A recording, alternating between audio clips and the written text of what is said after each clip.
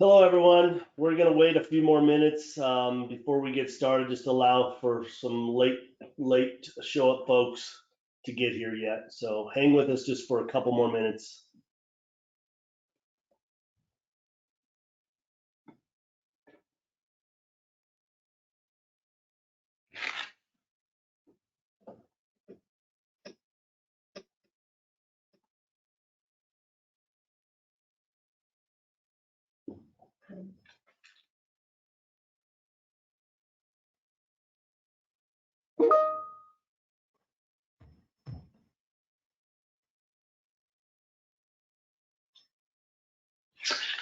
Just so we're not keeping people waiting, we'll start at about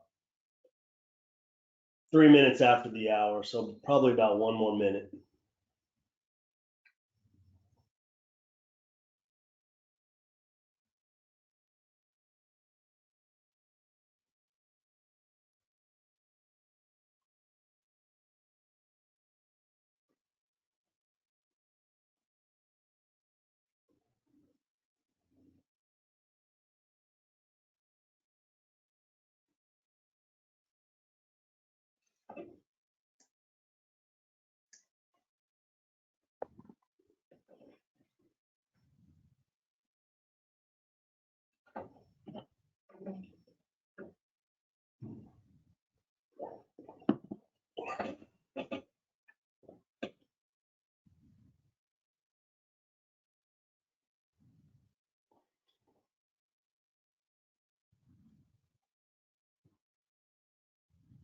All right, well, I think it's a good time to get started. Again, we're respectful of everyone's time. Welcome, everyone. My name is Sean Fernandez, Vice President here at Solution Security. I'll be your narrator for the call today. First off, I just really want to thank everyone and appreciate everyone for taking the time to be here. We understand you all have to-do lists, and so we hope the webinar is a valuable use of your time. We're all here today because of the threat environment that we live in. The title of today's webinar is Top 5 Cyber Threats and How to Protect Your Organization Against Them. Pete Clay, our Director of Cybersecurity, and without a doubt, in my opinion, a top leader in the fight against cyber threats, will be giving the presentation today. A little bit about Pete. Pete has spent over 25 years building cybersecurity programs for both Fortune 500 companies and mid-sized organizations. Pete has worked as Deloitte's Federal Chief Information Security Officer, had been the Chief Information Security Officer for Click, and been involved with numerous federal cybersecurity initiatives for entities such as Department of Treasury, Department of Justice, Department of Defense, Army, Navy, FBI, TSA, and some other folks we really can't advertise. Pete now focuses on helping small to mid-sized organizations build effective cybersecurity programs for solutions security, and doing so without the unlimited budgets that often exist with the organizations I mentioned before. Just a few housekeeping items to go over before I turn it over to Pete. We encourage you to ask questions. Please ask questions. It's really simple. Use the questions box on the right-hand side. We'll make sure to leave time at the end to answer any questions. We please note, because this is a concern to some folks, that your questions are only visible to you and us as the presenters. Also want to clarify what's the difference between chat and Q&A. We get that question often. The chat feature basically allows us to send private messages to each other or back to everyone, all the attendees. The Q&A feature allows you to send questions to us, and we can respond with questions privately or to the entire audience. One last thing, if a question is asked that is relevant to what Pete may be speaking about at the moment, I may interrupt and ask Pete to answer that question then. If not, we'll be sure to get to that question at the end. So without any more, I would like to turn the time over to my colleague, Pete Clay. Thanks so much, Sean. I really do appreciate the introduction, and hopefully I'll live up to it as we go through this process. There's a couple questions that I always try to keep top of mind whenever we're doing one of these webinars and whenever we're talking about threats, right? threats plus opportunity equal risk to an organization, right? We're always worried about what's coming at us, what's going to attack. And as a small business owner in the past and as a partner in LLCs and things like that, I'm always thinking about risk in terms of what are my resources to manage it and what do I have to do and what do I have to accept. I want to start off by saying there's not 100% solution to any of the risks that we're going to talk about. All of the solutions that we're talking about today are really designed to help you manage that risk. But if there was a 100% solution to cybersecurity risk, nobody's come up with it quite yet. So we're going to kind of go through the presentation, understand what small businesses and mid-sized businesses think about cyber. We're going to talk about those 5 primary risks.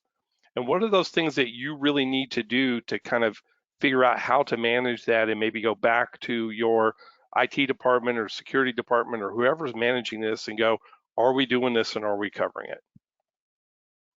To jump right in. People believe, and when we say people, we believe businesses believe cybersecurity is too expensive. Anybody that has ever heard all you have to do is follow the NIST cybersecurity framework and those 170 plus controls are going to get you there, and they're just like, I can't afford it. I don't have the people, the technology, or the money to actually be able to pay for that. Doesn't work for me. It's confusing. Everybody seems to think that cybersecurity is about buying a tool and being able to purchase that tool, and then suddenly your problem is fixed. Doesn't work that way. Any cybersecurity solution takes people, processes, and technology working together to solve the problem. A tool that you put out there, and we see this all the time, the tool that you put out there is doing its job. It's providing alerts. The people aren't paying attention to the alerts because there are so many and they don't know how to fix it. So what's happened is the owner of the company thinks that, well, I bought the tool, Bob must be using it properly, I'm good, so he feels safe or they feel safe. Bob's sitting there going, I don't know what most of this means. I'm not going to say I don't know because then I'm going to lose my job, and the money is essentially wasted. And so when we talk about confusing, it's not just about buying a tool, it's about buying the resources necessary, people, process, and technology to be able to deliver a solution that manages the risk for the organization. It's unmanageable. How in the world am I going to compete with the Chinese who have 22,000 people dedicated to breaking in, to companies around or organizations around the world? How am I going to work in the face of all of these elite hackers that are just unstoppable? Our country can't stop them, our military can't stop them, big companies can't stop them. What am I going to do? It's unmanageable. I might as well just not do anything and save my money. It's hard to manage. Getting together the people, process, and technology, if your business is a retail business, how much time do you really want to spend thinking about my information security standpoint or position and, am I PCI compliant or not? What I really want to know is, can I take credit cards, can I process credit cards, and can I make a sale?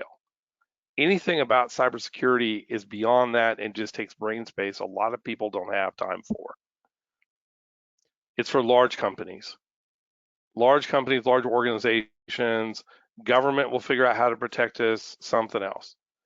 The clue here is nobody's coming to save you on this one because we are all responsible for protecting our own data, understanding the value data has, and making sure that we have the right protections in place.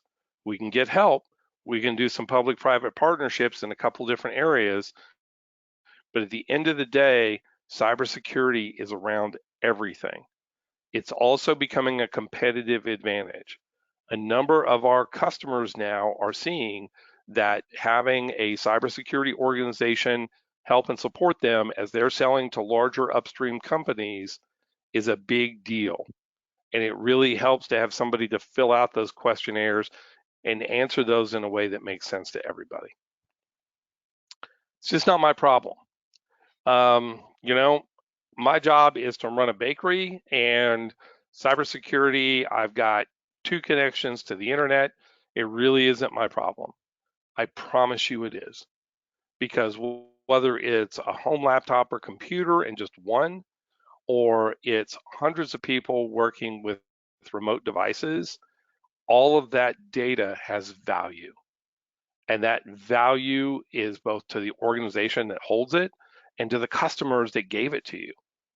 And so it is your problem to understand at least where it lives, who's protecting it, and what's going on with it. Cybersecurity by the numbers. Every year, it seems like we get scary numbers. They seem to get scarier over time.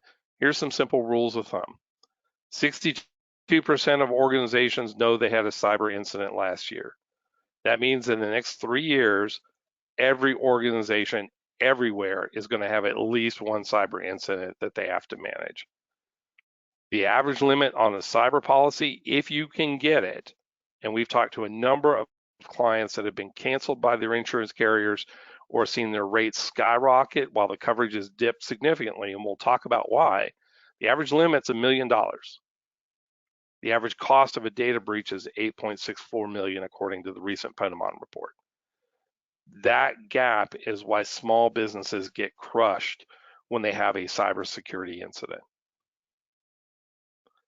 Everything that we're going to talk about today comes down to understanding your risk, right? No organization, whether big, small, huge federal organizations, whatever, nobody has enough resources to secure everything, nor should they. Some things are more valuable to an organization than others. Some data is more valuable than others. Understanding your risk means that you're able to put those precious resources to work in a way that mitigates the most risk for your organization. This is why with our process, all of our engagements, whether you pay us for a risk assessment and an SEMM process or not, all of our stuff starts with those processes. That's how we engage with customers, because everything that we're trying to do is to help our customers manage their risk. And you have to know what it is and understand what it is to even start that conversation. This is hard. This is really, really hard. And one of the things we're trying to do for customers and companies is we're trying to become the cybersecurity utility. You don't think about where your electricity comes from. You flip on the light switch, the lights come on, and it works well, right? You don't think about how is that generated, where is it generated from, what's going on with it, unless you're the power company. The challenges on why it's hard is nobody's paid to work for you in a lot of different cases. What that means is nobody is watching your cybersecurity posture for you. You either have to do it or your IT folks have to do it. And typically they're not well enough trained to be able to do it very, very effectively. When I started in cybersecurity 25 plus years ago now, it would take the better part of 24 hours to do a vulnerability scan of, say, 200 plus computers. It'd take about 24 hours to do that. Today, there are tools that are freely available that I can scan everything visible on the internet, all of it, in about 45 minutes. And so couple that with the ability to find out where particular flaws are, and then be able to marry that with automation to attack those flaws on an ongoing basis is a very, very powerful thing that attackers are using. But what it means to you is that automation means that if they don't get in on a very narrow focus of attack, they're just going to move on. They're not going to invest the time to hand hack their way into your environment. You got to remember that when you're managing risk. Paralysis and fear. We can't do anything about it. We just can't fix it. Why even try? I don't know what to do. Lack of individual training. time and time again, we meet folks that work in IT that have built out fantastic networks that meet all of the operational needs and requirements of any organization. But cybersecurity isn't their core focus. They don't understand the risk process. In IT, you buy the tool, you configure the tool, you run the tool, your boss says, good job. Here, you have to limit some of the operations, you have to think about risk differently, and you have to manage a different type of risk. And so folks just aren't trained to think that way. So it's buy a tool, good, we got the tool. Wait a minute, we got hacked. Why did we get hacked? I don't know. We bought the tool. Doesn't work that way. People, process, and technology. Cybercrime is a growing business. One of the ransomware groups that was recently taken down had been in existence for about 5 years.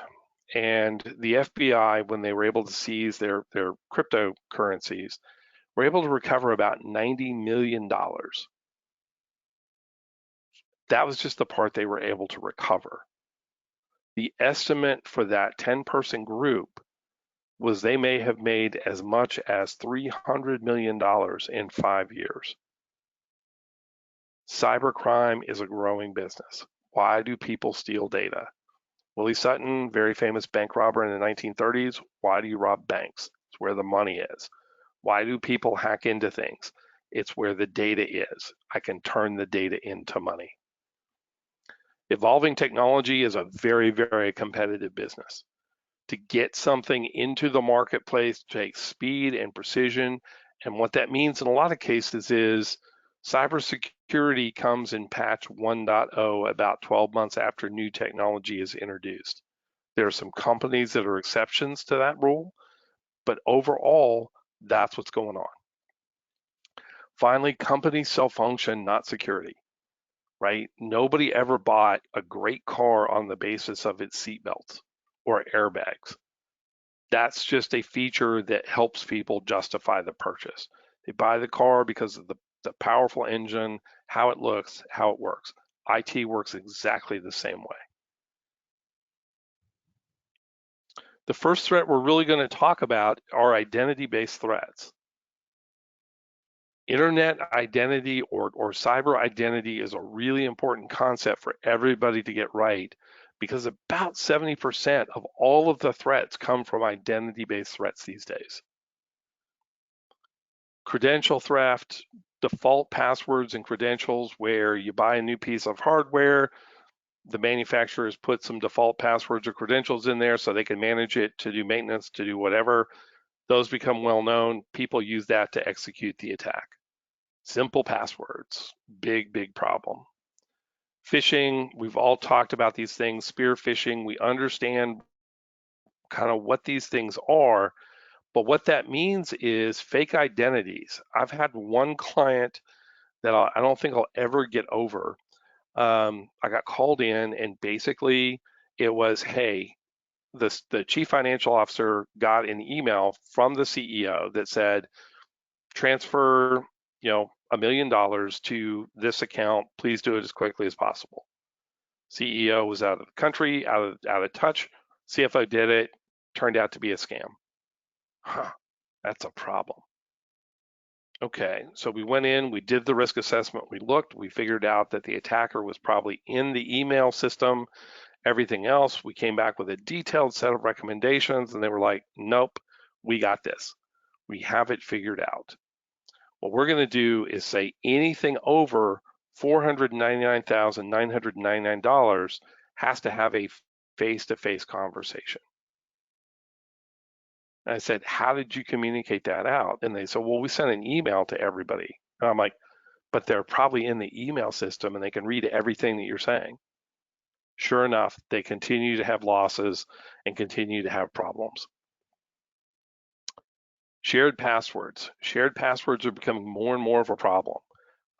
Organizations such as Netflix are taking very aggressive action against accounts that have obviously shared passwords, sometimes in some cases even sold the passwords, resold the passwords. It's becoming a problem not just from a hacking perspective, but from a fraud perspective as well. Social engineering. All of these things have something to do with social engineering. While we're really going through this, there's a couple points to make, and as you guys are looking at the slides, I used to think that the Nigerian prince email was the most obvious, silly way of trying to get money out of somebody until a very good friend of mine helped me do a study with a large cohort of people, about 60,000 folks.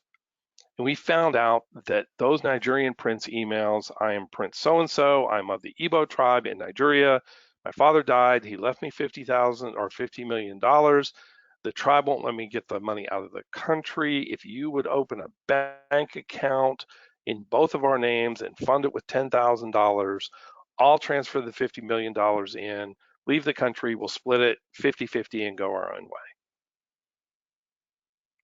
What we found was out of those tens of thousands of people, about 3% of it believed the email and tried to do it. And what really freaked us out is even after we went and interviewed some of those folks who had fallen for it and spent the 10, in some cases 20 or even $30,000, what we found was they were as willing to do it, they were almost as willing to do it a second time. Oh, the first time was a fluke. Thinking about external identity attack, right? Creating distractions, creating a sense of urgency.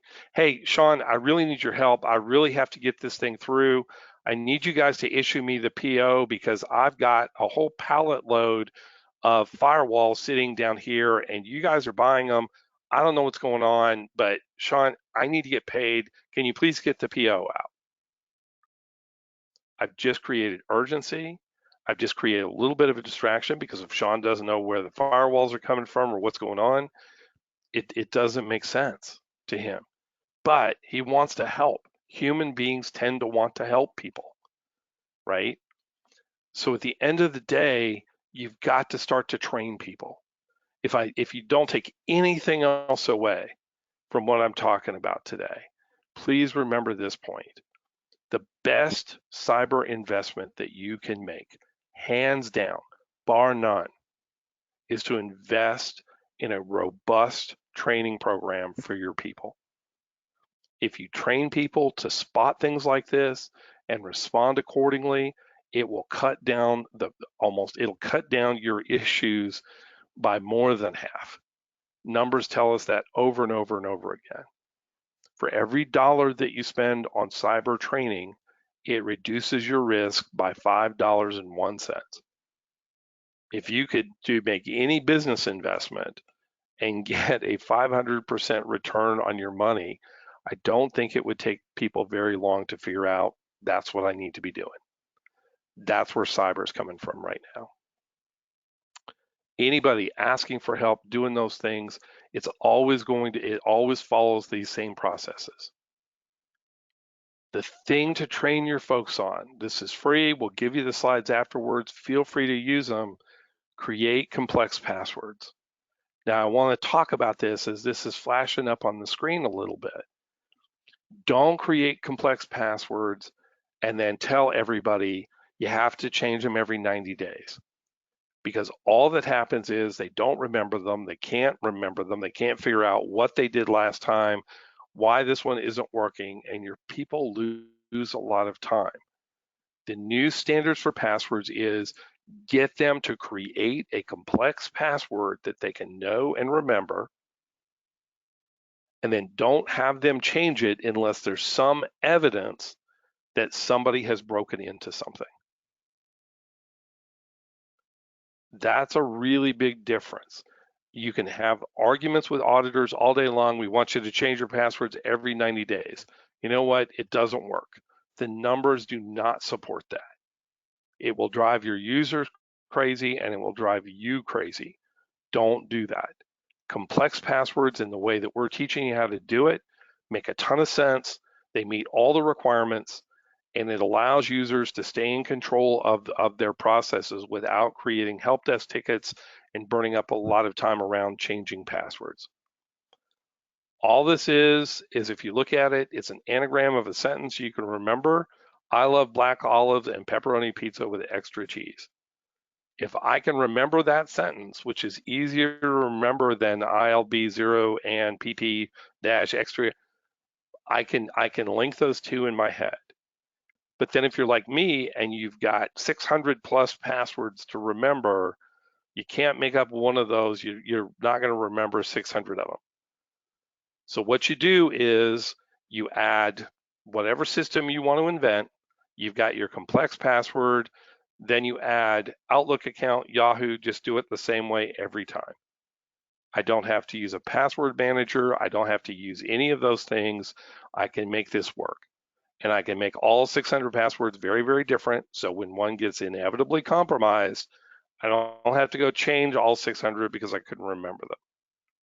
Very simple, very effective way to help people manage and protect their information. The second thing we really want to come around is denial of service attack used to mean harnessing a whole bunch of computers together and all having them attack or overwhelm a particular environment. That's a denial of service attack. You can't use the internet. Today, a denial of service attack, the most popular one is fundamentally ransomware. This is what it looks like. When your files come up, when you see this sort of thing on the screen, this is the ransom. Now you'll notice a couple things about this. Number one, the date was 2017. They're giving you a ticking clock. They're creating that urgency for you again. Your files will be lost forever. They very helpfully tell you where to buy Bitcoin because that's how they want to be paid. But you'll notice down here at the bottom, Bitcoin accepted here, send $300 worth of Bitcoin to this address. Today, when you see ransomware, what you're going to see is send $815,000 of Bitcoin to this address. And the reason you're going to see that $815,000 is because those $1 million insurance payment or those $1 million cyber insurance coverages paid the ransoms. So the ransoms have been climbing like crazy over the last 5 years. A couple things to consider. Whether or not to pay a ransom is a very, very difficult choice for an organization. A couple ways to make it a lot easier is talk about it before it ever happens. What is your position? What are you going to do? Think about it before it happens, because when the clock is ticking down on you, that's not the time to make your best decision for your organization. Number two, understand about 50% of people that paid the ransom still don't recover their files. That's a really important thing to remember. So even if you pay the $815,000, you may not get any of your files back. The third thing to really focus on and really understand is this is a manageable problem. This doesn't happen in a vacuum, doesn't happen all by itself. To prevent a denial of service, if you train your people not to click on things that they don't understand or don't appear out of context in a number of ways, that's a fantastic security control that will help them not fall victim to this and not lock up your systems. Patching. A lot of ransomware is based on these people didn't patch their system the way that they should have been patching, so we'll take advantage of an older vulnerability.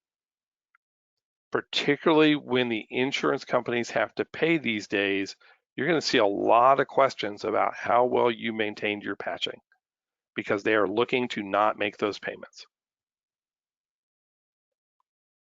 Endpoint detection and response. Getting ransomware on one machine in a day is an annoying day that costs you your lunch. Okay, getting ransomware on 10 or 100 or 1,000 or all of your machines costs you months of time and downtime.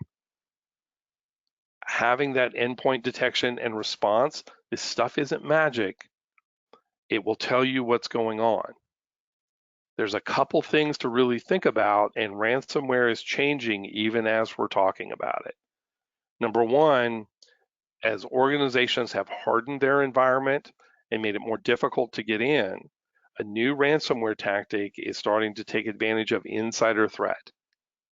How many of your employees, if they were offered $10, $25, $50,000 to put software on their machine, would take that payment? And these guys do pay that.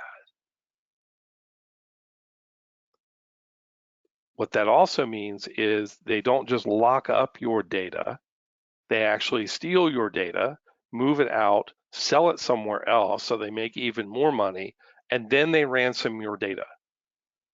And the ransoms are changing. It's not just if you want your data back, it's we have sensitive files that are embarrassing to your organization.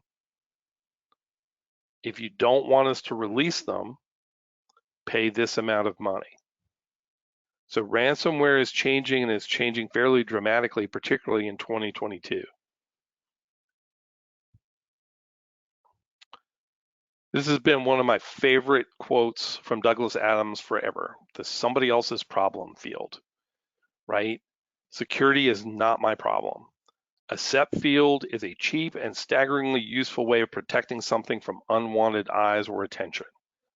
Any object around which a SEP field will cease to be noticed because any problems are somebody else's, the mythical somebody else's problem. We see this over and over and over again in cloud purchasing. SEP fields seem to impact cloud in a couple of different ways. Nobody ever knows who bought it. It's on a credit card. Whose credit card? Don't know. Have they left the company? Is it still being billed to the credit card? Is the organization's data living in the environment? Really don't know. Who's managing it? Why did the bill go from $500 to $5,000? Don't know. Have no idea. Somebody else's problem. They bought it. We don't know what's doing it. Who's securing it? Not me. It must be somebody else. I don't know who else is doing it, but it's somebody else. Everybody's accessing the data. Everybody can see it.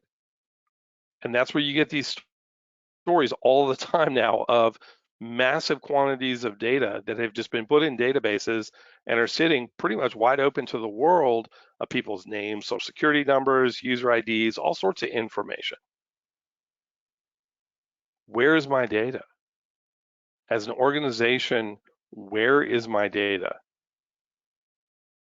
The odds of having a compliance action taken against you just in the course of normal operations is really, really low.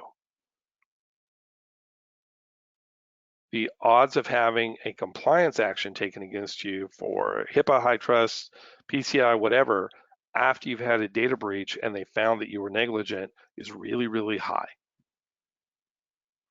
Not being able to answer these questions and understand this in a very, very finite detail is a problem. And it falls into the magical SEP field that nobody cares about until it becomes a huge problem for the organization.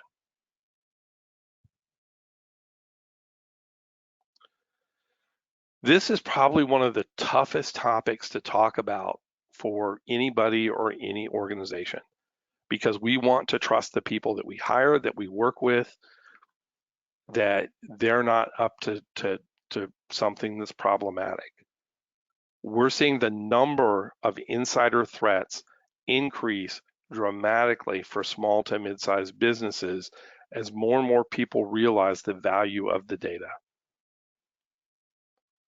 There's a lot of digital indicators that tell you when this is a problem.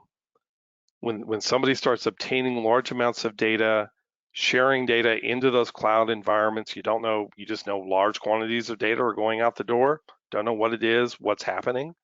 When somebody starts asking for really sensitive data that isn't part of their job, acting outside of their normal digital footprint. If I log on every day at 7 o'clock in the morning and log off at 8 p.m. in the evening, and then suddenly I'm logging on at midnight to 3 and I'm transferring data all over the place, there's a good indication that that's a problem. Making use of unauthorized storage devices, walking in with thumb drives, walking in with portable drives, taking data and just walking out the door with it. Who wants to confront folks that they see doing that? Do they have a good answer for it? Behaviors, attempting to bypass security controls. Hey, man, this stupid computer has locked me out. Can I just log in as you? I just need to do my job. Just created urgency. I'm asking for help. I'm doing those indicators again for social engineering. Frequently in the office during off hours. Once COVID hit, it seems like everybody grabbed a laptop and they all ran out the door. Our office hours are the times that we work became incredibly truncated around normal life, around our COVID life, around whatever. But again, if somebody's logging in pretty much every day at this time, logging out at this time, or just connecting and occasionally connecting, those are good indicators that you may have a problem. Displaying complaining, the boss is an idiot, you're an idiot, Pete's an idiot, the security guys are idiots, I'm not being paid enough, on and on and on and on. All of those bone dry corporate policies that get written that employees have to say, yes, I comply with, yes, you can look at all my stuff, yes, yes, yes, I don't care about, right? Those things are rules. And they're rules that you have to pay attention to and you have to understand, and they have to be reflected in your IT environment. When they're reflected in your IT environment and people start violating them, somebody's got to be paying attention and calling folks to account for that. If they're not, you're almost better off not to have the policies to begin with, because if you're not enforcing the stuff that you wrote down, that's almost a bigger problem than not having anything to begin with. If somebody is sitting there and obviously looking for new career opportunities and they're looking at the job boards all day long, et cetera, all of which is visible, pretty easily visible, somebody's got to be paying attention and somebody's got to be watching. Because when you start to connect this, obviously looking for new career opportunities, and suddenly they're downloading gigabytes of your data, somebody needs to be having a conversation about that and needs to be understanding it. Not trying to turn everything into an internal spy organization or whatever else, but organizations are increasingly valued by the data that is unique to them. And if people are walking out the door with it or taking it, it is the same as stealing gold or money out of a vault. It's a problem. And in many cases, the organization is still responsible for that data. So you have to have tools that can detect these behaviors, understand what you're seeing, understand what those baselines are, and then have somebody that's willing to have the conversation. And it doesn't have to be confrontational. Pete, are you okay? You just don't seem very happy. You seem like you're working a lot at 3 o'clock in the morning. Are you not getting what can I do to help you? That's a great way to start a conversation about this stuff. You have to be paying attention, however. One other point to make here that is really, really important to understand, and it goes back to the point about training your users. I've worked on over 6,000 security incidents in the course of my career, either supervising the teams that did it as a CISO or doing it myself or looking at also ransomware issues and all sorts of different things. From the forensic logs that are typically available, it is almost impossible for IT forensic folks to figure out, was it a careless user or deliberate industrial espionage or deliberate data theft or IT sabotage? You don't know because the tools are just too blunt. We can a lot of times tell you what happened and in the order in which it happened, but intent is everything. Did a user that didn't understand that they were clicking on something that was potentially dangerous, did they click on it? Did they mean to do it? Were they paid to do it? You don't know. And so anytime that you see in the news or somebody else attribution of this user did this user did this, unless it's from a reputable, authoritative law enforcement organization that has significant IT forensic capabilities, please take that with a grain of salt, because that gets thrown around way too often and way too much.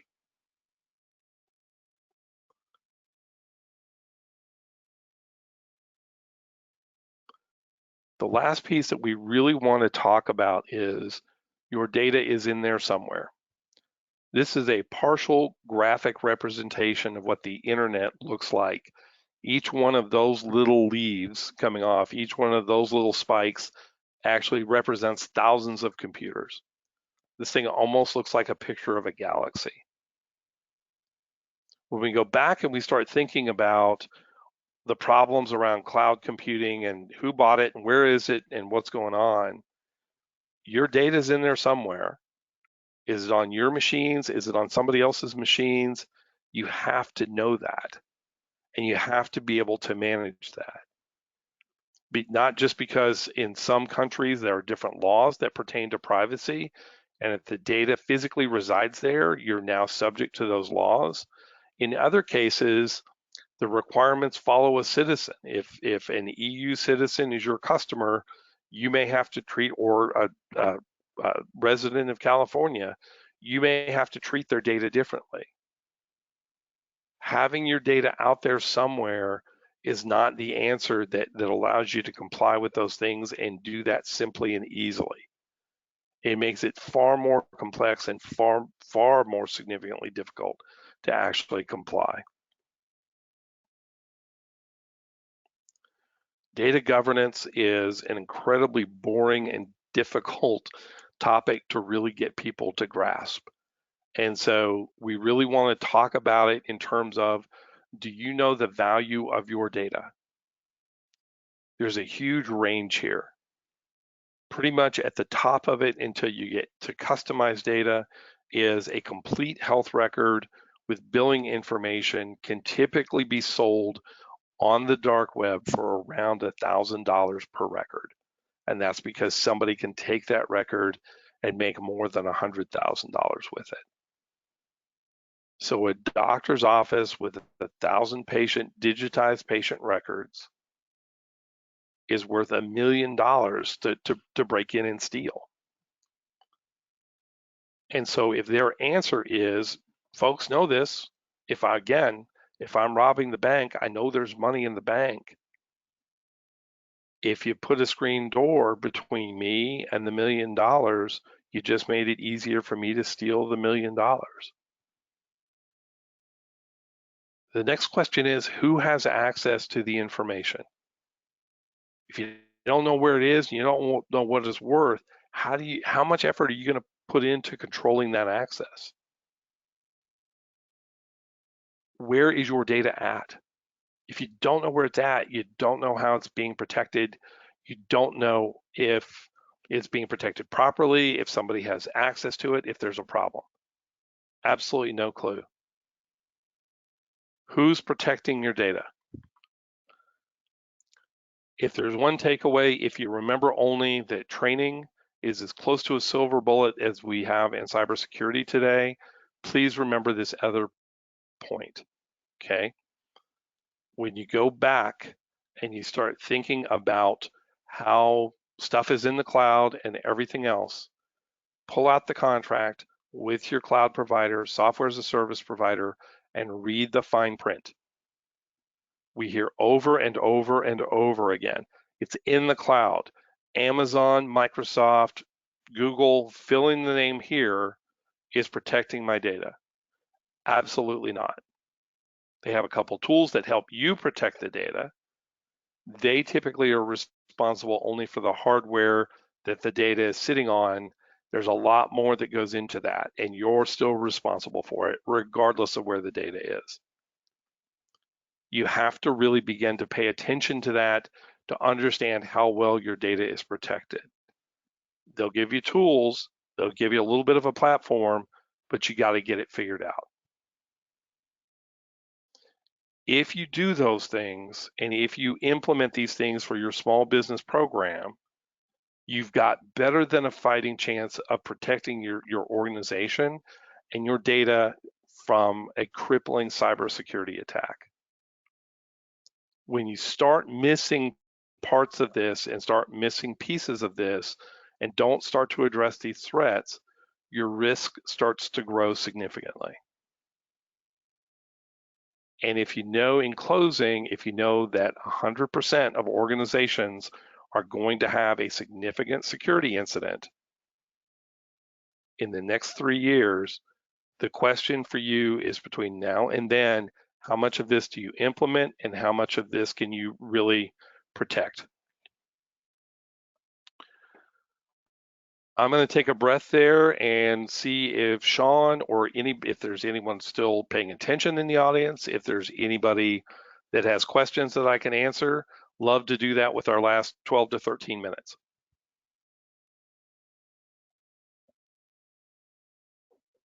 Thanks, Pete. Yeah, I was muted trying to find that. So we do have a few questions. The good news is I was able to go back and forth with a few people that asked the questions, and you did a great job of answering those. One that's still hanging out, actually a couple that's still hanging out there, is when is it enough? It says, they were said, how do I know that I've spent everything I should be spending? I thought that was a great question. That goes back to understanding your risk, right? When you know it's enough, when you feel like you can sleep at night and not lose sleep and wake up to bad news the next day. Typically, in terms of dollars spent, we find that after you get above about $18 to $20 per endpoint, you're really not reducing your risk very much. You're only increasing the amount that you spend making yourself happy. So in that space, if you go back and think about what we've talked about here and focus on the training, getting the peoples, making sure somebody's watching the tools work properly, putting in the right processes and procedures, that seems to be about where risk management is pretty effective for small businesses. Because again, remember, unless you're doing some really specialized things, you know, nation states aren't typically coming after you. You're really trying to fight off those automated attacks. And so there is a point where it is enough and you should be able to sleep well. The other thing, and we didn't really talk about it in this particular presentation, the question I've never known, I haven't figured out how to answer in 25 years is, how secure are we? Are we all buttoned up? And the answer is always no. Well, what did I just spend a bunch of money for? The question you have to ask yourself is, are you resilient? Can you take a punch? Can you lose a computer for 4 hours and your business and your organization continues to operate? Those are all measurable, definable things. So you really have to think about it in terms of, you know, am I resilient versus am I secure? Because if you figure somebody's going to be able to get in some way because somebody's going to do something silly that they shouldn't have done, being resilient means you just kind of roll with it, you get back up and running, and you move on. Sean, did that kind of answer the question?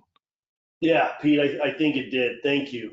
Another question that just came in, and you kind of answered it, but I think there might be a little bit more to it than what they heard. So, what are the most important aspects of a cybersecurity program? I know you touched upon the security awareness training and how important that is from a dollar ROI, et cetera.